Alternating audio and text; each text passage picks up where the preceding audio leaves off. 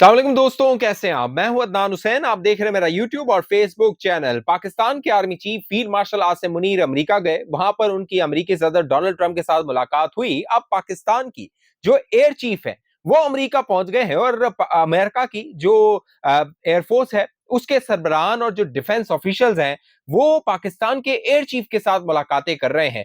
6 से लेके 10 तारीख तक, 6 से 10 मई तक जो पाकिस्तान ने भारत को जवाब दिया था और ऑपरेशन सिंदूर नरेंद्र मोदी के गले की हड्डी बन गया, उसके बाद दुनिया पाकिस्तान की दिफाई सलाहियतों से मुतासिर नजर आ रही थी।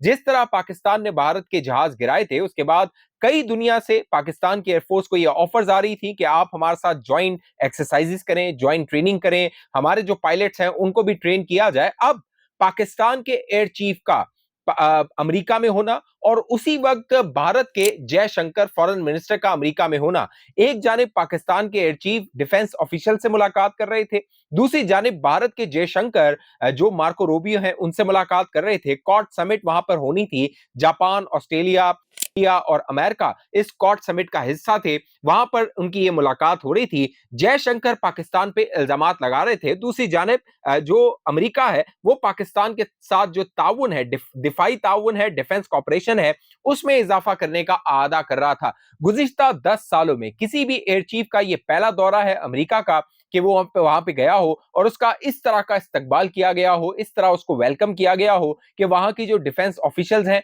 वो मुलाकातें कर रहे हो। बाकायदा जो सियासी क़यादत है, पॉलिटिकल अमेरिका की जो लीडरशिप है, वो एयर चीफ के साथ मुलाकात कर रही हो। 6 से लेके 10 तारीख तक जो पाकिस्तान के एयर चीफ थे, उन्होंने जो किरदार अदा किया था दोस्तों, हमारे वो बच्चे तारीख में पढ़ेंगे किस तरह जो एयर चीफ ज़हीर सिद्धू थे, बाकायदा वो खुद ऑपरेशन रूम में मौजूद थे अपने पायलट्स के साथ, वो कमान कर रहे थे। जिस जिस तरह भारत के जो रफाल जेट्स थे, SU-30 थे या मिग-29 थे, उनको गिराया गया था, वो जो ऑपरेशन रूम था, वहां पे ज़हीर सिद्धू खुद इस सारे ऑपरेशन की कमान करते हुए उन जहाजों को, उन जेट्स को गिराने का हुक्म दे रहे थे। अब ज़हीर बाबर सिद्धू के साथ जो अमेरिका का कॉपरेशन है वो नेक्स्ट लेवल पे होने वाला है और जो भारत है वहां पर मातम है। भारत में सिर्फ बयानात है। पहले मैं आपको वीडियोस में बता चुका हूं कि भारत की जो फॉरेन पॉलिसी है वो बुरी तरह पिट चुकी है, बुरी तरह नाकाम हुई है, क्योंकि अब जयशंकर जब अमेरिका में मौजूद है वो अपना रोना गाना कर रहे हैं। बाकायदा जयशंकर ने जो कॉट समिट का जो एलामिया आया, ज्वाइंट स्टेटमेंट आया, उसमें पहलगाम का जिक्र तो दिलवा दिया, लेकिन पाकिस्तान पे जो इल्जाम भारत लगा रहा था वो कॉट समिट का जो ज्वाइंट डिक्लेरेशन था उसमें दिलवाने में जयशंकर नाकाम हो गया। जब जयशंकर अमेरिका पहुंचा, स्टेट डिपार्टमेंट पहुंचा, बाकायदा जो सिख रहनुमा है, खालिस्तान तहरीक चलाने वाले, वो जयशंकर के खिलाफ एहतजाज कर रहे थे, मुजाहरे कर रहे थे और उसके खिलाफ नारेबाजी कर रहे थे। जयशंकर जो कि तवील अरसे से फॉरेन मिनिस्टर है, भारत का फॉरेन मिनिस्टर है, और जयशंकर की जो बातें होती हैं, जो अकड़ है जयशंकर की, शायद उसकी गर्दन में मुझे सरिया लगता है, जिस तरह नरेंद्र मोदी की गर्दन में सरिया आ गया है कि गुज़िश्ता 2014 से वो बरसरे इक्तदार है, 9 सालों से बरसरे इक्तदार है। तो नरेंद्र मोदी को ये लगता है कि भारतीय अवाम के पास उसके अलावा कोई चॉइस नहीं है और भारत और नरेंद्र मोदी एक ही सिक्के के दो रुख जो है वो शायद बीजेपी ने बना ली है। लेकिन अब नरेंद्र मोदी और नरेंद्र मोदी की जो हुकूमत के वुज़रा हैं, उनकी जो नाकामियां पै दर पै नाकामियां आ रही हैं और पाकिस्तान जिस तेजी से आगे बढ़ रहा है, देखिए पाकिस्तान ने यूनाइटेड नेशन की जो सिक्योरिटी काउंसिल है उसकी प्रेसिडेंसी उसके पास आ गई है पाकिस्तान के पास।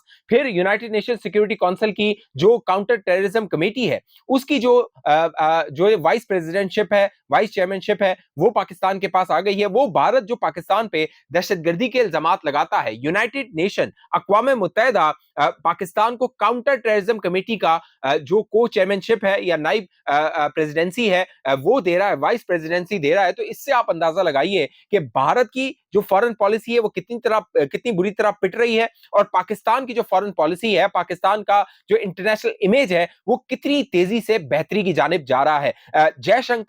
जो जयशंकर थे वो नाकाम हुए। इससे पहले जो एससीओ समिट हुई थी चाइना में, वहां पर राजनाथ सिंह जो कि डिफेंस मिनिस्टर है, रक्षा मंत्री हैं भारत के, वो वहां पर गए थे। वहां पर भी उन्होंने कोशिश की कि पाकिस्तान का नाम एससीओ समिट के ज्वाइंट डिक्लेरेशन में डलवा दिया जाए। पहलगाम तक का वो जिक्र नहीं करवा सके, पाकिस्तान का क्या नाम डलवाते, लेकिन पाकिस्तान की जो फॉरेन पॉलिसी थी वो इतनी कामयाब हुई कि एससीओ के जो ज्वाइंट डिक्लेरेशन था उसमें न सिर्फ बलूचिस्तान का जिक्र आया, बल्कि जो बलूचिस्तान में प्रॉक्सीज हैं, भारत की प्रॉक्सीज हैं, उन तक का जो है वो जिक्र उस ज्वाइंट डिक्लेरेशन में करवाया गया। और जो भारत था वो इनडायरेक्टली उसको आग लगी, क्योंकि वो कहते हैं चोर की दाढ़ी में तिनका। पाकिस्तान जो है बैनुल अक़वामी प्लेटफॉर्म पे आप देखिए भारत का रोना गाना नहीं करता, लेकिन जो भारत की फॉरेन पॉलिसी है वो शुरू पाकिस्तान से होती है और खत्म पाकिस्तान पे होती है। कोई भी इंटरनेशनल फोरम आप देख लीजिए, वहां पे जो भारत है वो पाकिस्तान का नाम लिए बगैर रहता नहीं है। यानी इतना प्यार है भारतीयों को, भारत की हुकूमत को पाकिस्तान से, खासतौर पे नरेंद्र मोदी और बीजेपी को,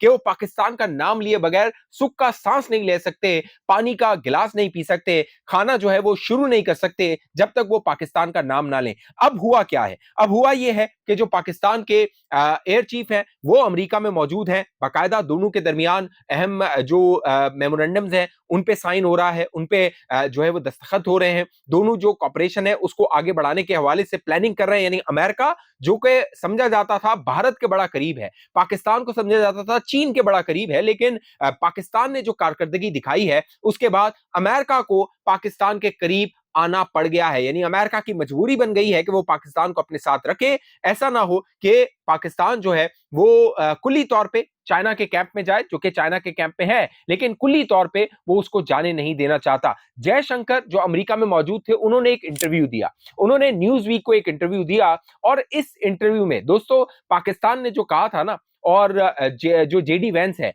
नाइब जो सदर है, वाइस प्रेसिडेंट है अमेरिका के, उनके हवाले से भी ये खबरें रिपोर्ट हुई थी। अब इसको कंफर्म किया है जयशंकर ने। जयशंकर ने न्यूज वीक को इंटरव्यू देते हुए कहा, 9 तारीख को यानी 9 मई की रात को नरेंद्र मोदी, भारतीय वजीर आजम को कॉल आई जेडी वेंस की, जो कि वाइस प्रेसिडेंट है अमेरिका के, और उन्होंने कहा पाकिस्तान बहुत बड़ा हमला कर सकता है, अगर आपने बात ना मानी तो पाकिस्तान बड़ा हमला कर देगा, बात आपको तस्लीम करनी होगी। यानी पाकिस्तान की शराइत नहीं मानी तो पाकिस्तान हमला कर देगा। ये कौन बता रहा है?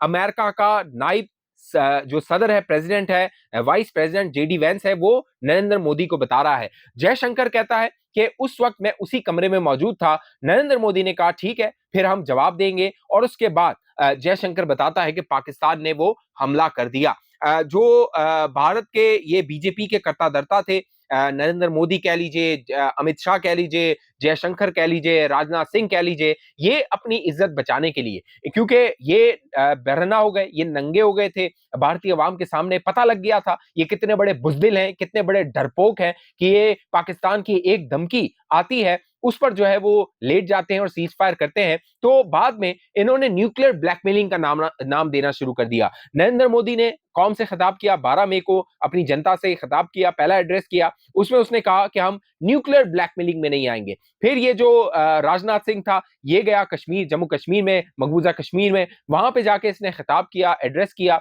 और वहां पे भी उसने कहा कि पाकिस्तान से न्यूक्लियर हथियार ले लेने चाहिए, हम न्यूक्लियर ब्लैकमेलिंग में नहीं आएंगे। तो सवाल ये पैदा होता है कि अगर पाकिस्तान ने न्यूक्लियर हथियार की धमकी दी थी तो आप उस ब्लैकमेलिंग में या उस कह लीजिए कि धमकी में आए क्यों? क्या आप इतने कमजोर थे कि आपने सीज फायर कर दिया? क्योंकि अब सीज फायर का जो मलबा है वो डाला पाकिस्तान पे जा रहा है। जयशंकर कह रहा है कि 10 तारीख को मुझे मार्को रूबियो की सुबह कॉल आई और मार्को रूबियो ने कहा कि पाकिस्तान सीज फायर करना चाहता है। हालांकि पाकिस्तान का जो हाथ था वो ऊपर था। पाकिस्तान ने जिस तरह तगड़ा जवाब दिया था नूर खान एयरबेस पे, जब 9 तारीख की रात को भारत ने हमला किया, उसके बाद पाकिस्तान ने जो फायर खोला था, उसके बाद अदमपुर आप देखिए बेस तबाह हो गया, फिर पठानकोट एयरबेस वो तबाह हो गया, कई जो जेट्स थे भारत के वो तबाह हो गए। तो पाकिस्तान का पल्ला ऊपर था और दुनिया इसको मान रही है। देखिए दुनिया जो मान रही है वो हकीकत है। भारत जो आपको बता रहा है, भारतीय हुकूमत जो आपको बता रही है, वो वन साइडेड मौकिफ है, क्योंकि भारत तो अब तक ये नहीं बता सका कि उसके जेट्स कितने गिरे थे, राफाल कितने गिरे थे।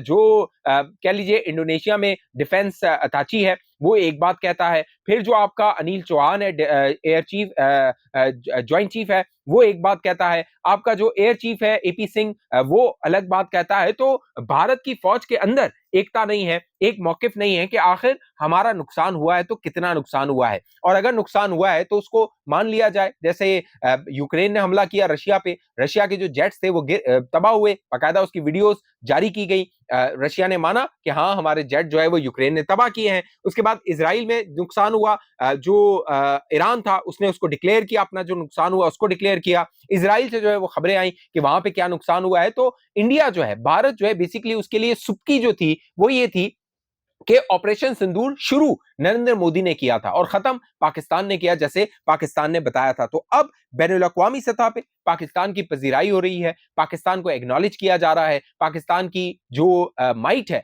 उसको एक्नॉलेज किया जा रहा है, और पाकिस्तान ने जो करके दिखाया है दोस्तों, ये मैं कहता हूं ना कि पाकिस्तान ने शायद खुद भी नहीं सोचा था कि वो ये कुछ कर सकता है जो पाकिस्तान कर गुजरा है भारत के हवाले से, भारत के अंदर घुसकर जो है वो जो पाकिस्तान ने किया है। अब जो हमारे एयर चीफ है उनको सराहा जा रहा है, जो फील्ड मार्शल थे उनको बाकायदा डोनाल्ड ट्रंप ने कहा कि मेरे लिए ये एक कह लीजिए प्राउड मूवमेंट है, मेरे लिए एक प्रेस्टीज है कि मैं फील्ड मार्शल से मुलाकात कर रहा हूं। तो ये एक बहुत बड़ी बात है कि आसिम मुनीर के मुलाकात करके अमेरिका का सदर कह रहा है कि मेरे लिए फख्र की बात है कि मैं उससे मुलाकात मैंने की है।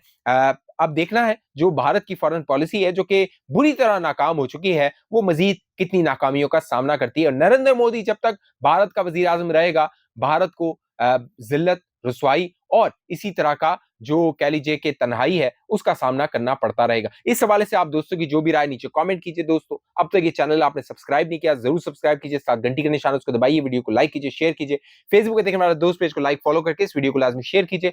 अगली वीडियो तक मुझे इजाजत दीजिए, अपना ख्याल रखिएगा। पाकिस्तान जिंदाबाद।